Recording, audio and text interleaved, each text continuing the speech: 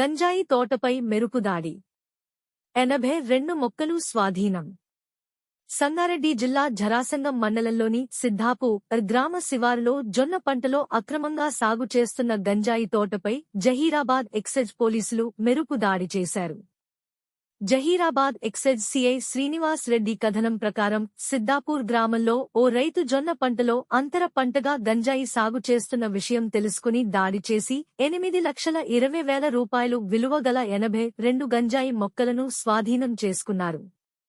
అదేవిధంగా 25,000 రూపాయల విలువగల 1 కిలో ఎండు గంజాయిని స్వాధీనం చేసుకున్నారు.